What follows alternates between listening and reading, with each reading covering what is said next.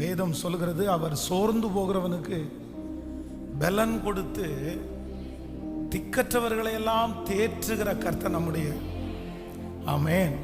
நம்முடைய தேவனுக்கு ஒரு பேர் இருக்குது. என்ன பேர் அப்படின்னா, நம்முடைய தேவனாகிய கர்த்தராகிய அனாதி தேவன் அவர் சோர்ந்து போகிறது இல்லை. நம்முடைய தேவனுடைய பேர் என்ன?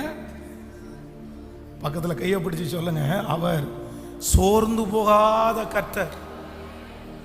இந்த உலகத்தில் சோர்வு இல்லாத மனிதர்களை பார்க்கவே முடியாது. எவ்வளோ பெரிய உற்சாகமான மனிதனுக்கும் எவ்வளவு வேகமான மனிதனாக இருந்தாலும் ஒரு பீரியடில் ஒரு காலகட்டத்தில் எவ்வளோ ஸ்மூத்தாக சுற்றி தேவைகள் இருக்காது, சந்தோஷப்படுறதுக்கு நிறைய இருக்கும். ஆனால் அந்த சோர்வுன்ற ஒன்று நிறைய நேரத்தில் நிறைய பேரை தாக்கும்.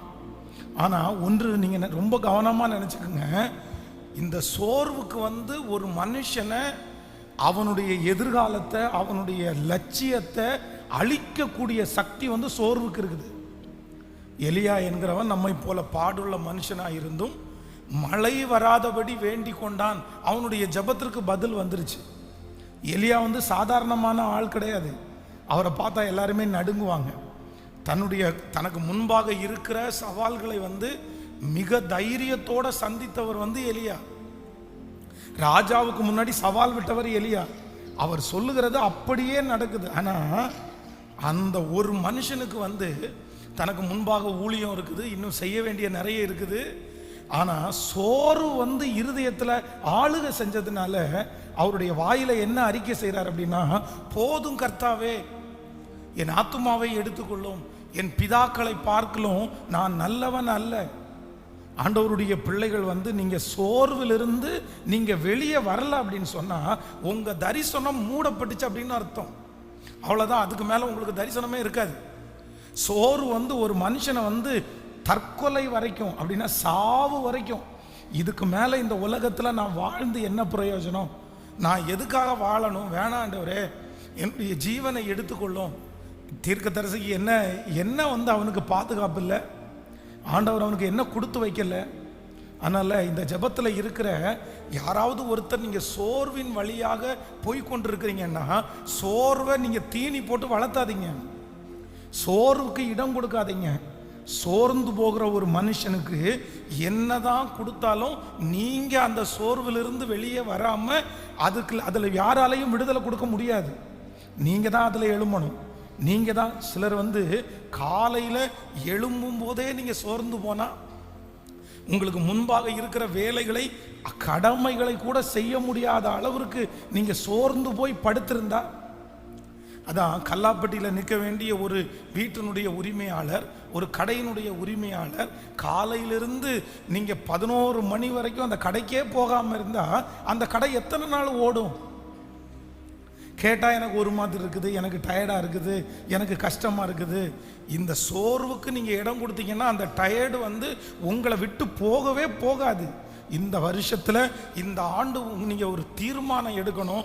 ஆண்டவரே, சோர்ந்து போகாமல் ஓடக்கூடிய ஒரு பலனை எனக்கு தாரும் ஆண்டவரேன்னு கேட்கணும். யாராவது ஏதாவது ஒன்று சொல்லி இருக்கலாம், சூழ்நிலைகள் உங்களுக்கு ஏற்றது மாதிரி இல்லாமல் இருக்கலாம், நீங்கள் நினைக்கிற காரியங்கள் தாமதமாகலாம்.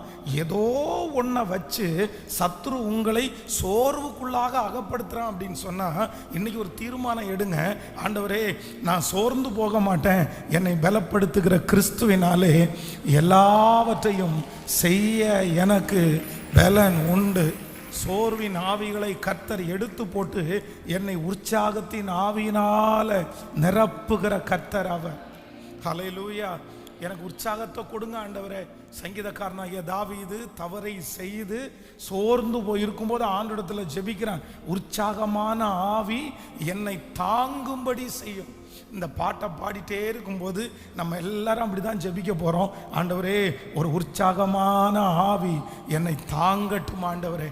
அப்படியே எழுமி நிற்கலாமா? எல்லாரும் எழுமி நின்று, தேங்க்யூ ஜீசஸ், என்னுடைய பலவீனங்களெல்லாம் எடுத்து போட்டு என்னை உற்சாகப்படுத்தி என்னுடைய சோர்வுகளெல்லாம் நீக்கி போடுகிற ஒரு நல்ல கர்த்தர். எல்லாருடைய கரங்களையும் தட்டி, நான் கடந்து போகிற இந்த சூழ்நிலை நான் கடந்து போகிற இந்த பாதை சீக்கிரமாய் மாறப்போகிறது. நான் ஆராதிக்கிற கர்த்தர் சீக்கிரமாய் அதை என்னை விட்டு மாற்றுவதற்கு வல்லவராயிருக்கிறார். என்னை கர்த்தர் பலப்படுத்துகிறார். என்னுடைய சோர்வை கர்த்தர் எடுத்து போடுவார். எல்லாரும் கரங்களை தட்டி அந்த பாடல்களை திரும்ப ஒரு விசை பாடி, நன்றி அப்பா. எல்லாருடைய கரங்களையும் தட்டி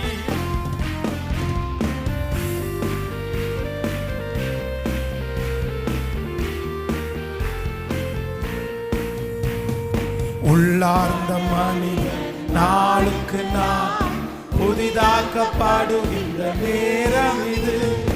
உள்ளார்ந்த மனிதன் நாளுக்கு நாள் புதிதாக்கப்படுகின்ற நேரம் இது. சோர்ந்து போகாதே, சோர்ந்து போகாதே, பாடு. சோர்ந்து போகாதே, சோர்ந்து போகாதே, அதி சீக்கிரத்தில் நீங்கிவிடும் இந்த லேசான உபத்திரவம்.